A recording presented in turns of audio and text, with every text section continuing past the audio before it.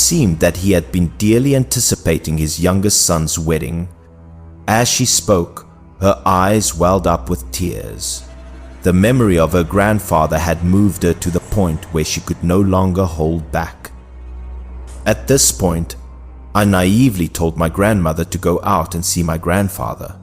I didn't know that humans and ghosts were different and could no longer meet. Grandma didn't scold me. She just gave a sad smile and said that in a few more years she would go to visit my grandfather, but for now she wouldn't disturb him.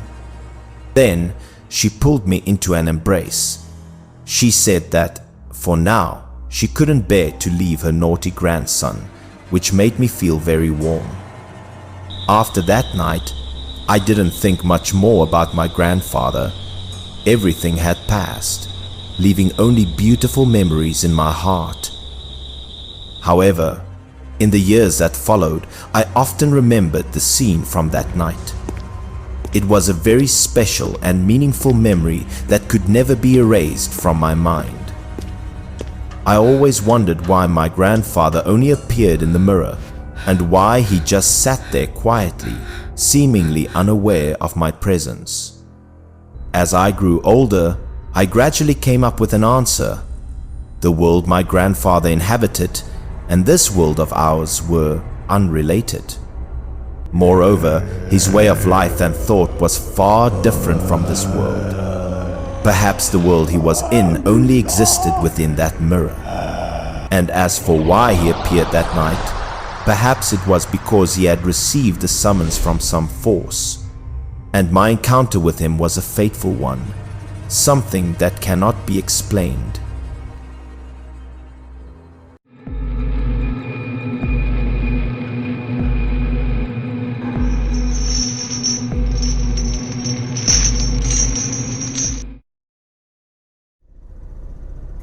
A peaceful village suddenly became more bustling because of a strange case. Boss Liu Feng and Captain Chow were also notified and quickly showed up. When they arrived at the scene, they met the policeman at the village and heard everything again.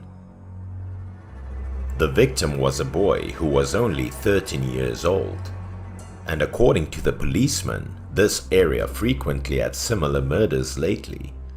Boss Liu Feng also inquired more carefully whether these murders were the result of robbery or if they were being investigated for other reasons. However, nothing was suspicious. No property was stolen, the children died in the same manner, and the villagers often said it to be the result of evil magic. As soon as he said it, both of them were whisked away to the victim's home, which also served as the crime scene. Leader and Boss Liu Feng were both taken aback by the victim's dead posture, which was out of the ordinary. The strangest thing was that the dumbbells are tied to the child's hands, which begs the question of why the perpetrator did the same, and the child's posture was also extremely strange. After observation, Boss Liu Feng also said that for some reason it related to the cause of the perpetrator's crime, because the dumbbell was possibly the perpetrator deliberately tying it to the ground and not wanting it to be tied to the child's hands. Boss Liu Feng decided to focus his investigation on the dumbbell